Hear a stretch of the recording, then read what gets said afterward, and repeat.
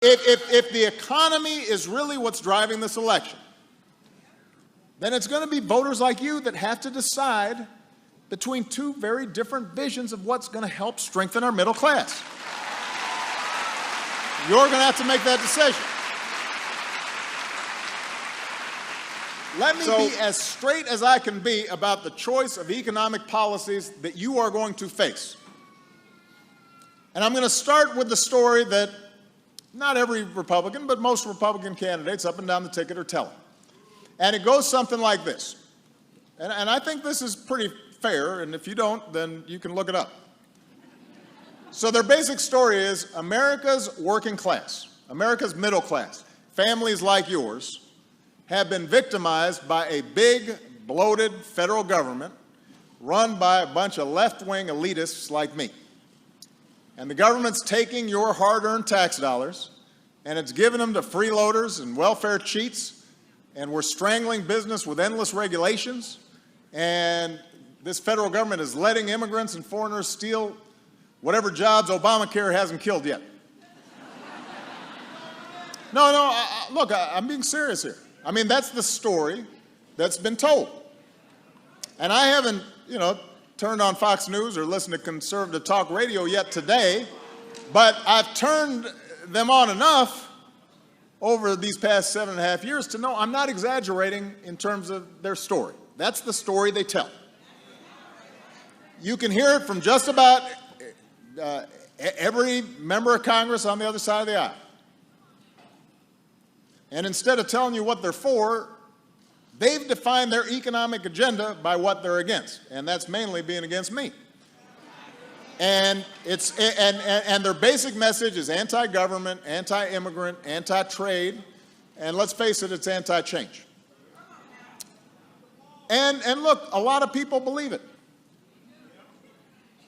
And if what they were saying were true, I suppose it would make sense to run on a platform of just rolling back everything we've done over these past 7.5 years, and happy days would be here again. If what they were saying was true, then just being against whatever it is that we've done might make sense. But what they're saying isn't true. And if we're going to fix what's really wrong with the economy, we've got to understand that. We've got to challenge the assumptions behind this economic story. And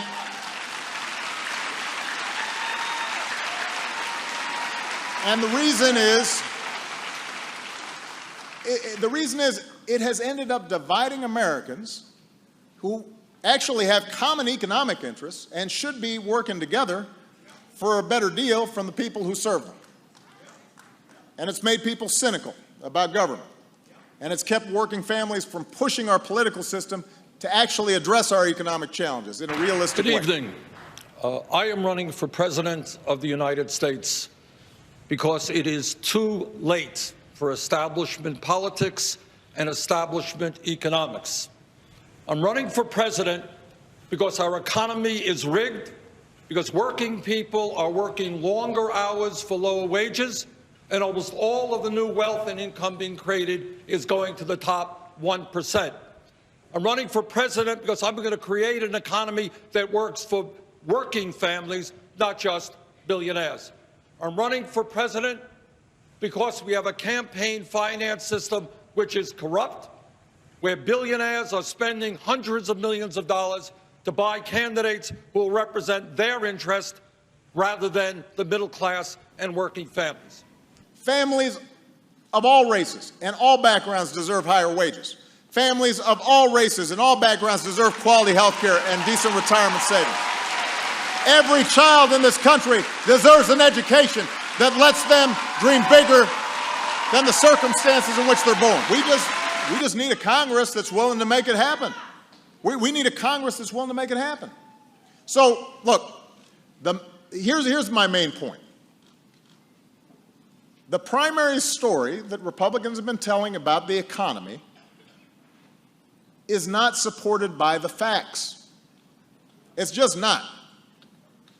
They repeat it a lot, but it's not supported by the facts. But they say it anyway. Now, why is that? It's because it has worked to get them votes, at least at the congressional level. Because, and here, look, I'm just being blunt with you. By telling hardworking middle-class families that the reason they're getting squeezed is because of some moochers at the bottom of the income ladder, because of minorities, or because of immigrants, or because of public employees, or because of feminists, or because poor folks who aren't willing to work, they've been able to promote policies that protect powerful special interests and those who are at the very top of the economic pyramid. That's just the truth. Attack that he is putting forth, which really comes down to, anybody who ever took donations or speaking fees from any interest group has to be bought. And I just absolutely reject that, Senator. And I really don't think these kinds of attacks by insinuation are worthy of you. And enough is enough. If you've got something to say, say it directly. But you will not find that I ever changed a view or a vote because of any donation that I ever received. And I have stood up and I have represented my constituents to the best of my ability, and I'm very proud of that.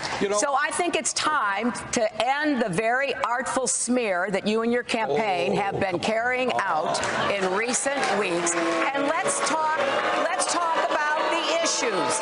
Let's talk about the issues that divide us. Okay, let's talk we about both issues. agree with campaign finance reform. Let's talk about issues. I worked hard for McCain-Feingold. I want to reverse Citizens United. Let's talk about issues. Let's talk about issues. Let's talk about issues. All right, let's talk about why in the 1990s Wall Street got deregulated. Did it have anything to do with the fact that Wall Street spent billions of dollars on lobbying and campaign contributions? Well, some people might think, yeah, that had some influence. Let's ask why it is that we pay by far the highest prices in the world for prescription drugs, and your medicine can be doubled tomorrow, and there's nothing that the government can do to stop it. You think it has anything to do with the huge amounts of campaign contributions and lobbying from the fossil fuel industry? Let's talk about climate change. Do you think there is a reason why not one Republican has the guts to recognize that climate change is real and that we need to transform our energy system? Do you think it has anything to do with the Koch brothers and ExxonMobil pouring huge amounts of money into the political system? That is what goes on in America.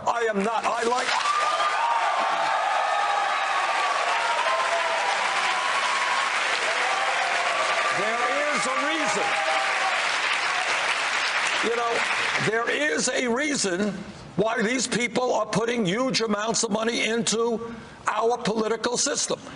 And in my view, it is undermining American democracy, and it is allowing Congress to represent wealthy campaign contributors and not the working families of this country. And if we're going to transform our politics so that they're actually responsive to working families and are actually growing the middle class, then we've got to stop pitting working Americans against each other. We're going to have to come together and choose a vision of America where everybody gets a fair shot and everybody does their fair share and everybody plays by the same set of rules. And that's the vision that made progress possible over these last 7 years. And that's what's going to lead us forward now. This campaign is not about Bernie Sanders. It is not about Hillary Clinton. It is not about anybody else. It is about you.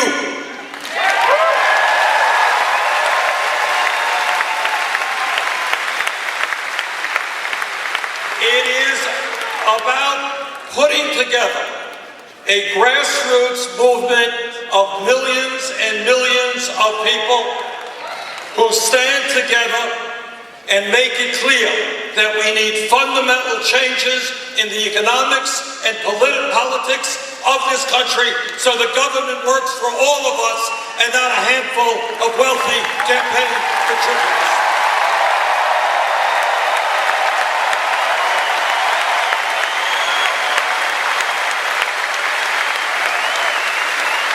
And let me also tell you that in order to win this election, it goes without saying that we need a strong grassroots movement, an unprecedented grassroots movement. But let me say this to you also, and this is something that no other candidate will tell you, and that is that nobody in the White House, no matter how good he or she may be, can address the major issues facing working families and the middle class without an active, politically conscious grassroots movement.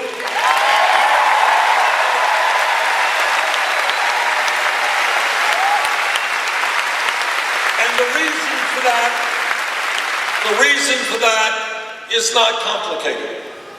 It is that the big money interests, Wall Street, corporate America, all of these guys have so much power that no president can defeat them unless there is an organized grassroots movement making them an offer they can't refuse.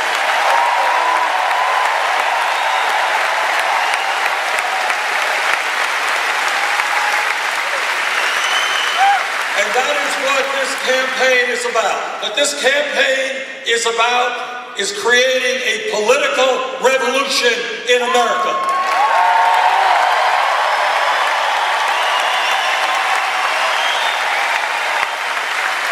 A revolution which takes on the greed of Wall Street and corporate America.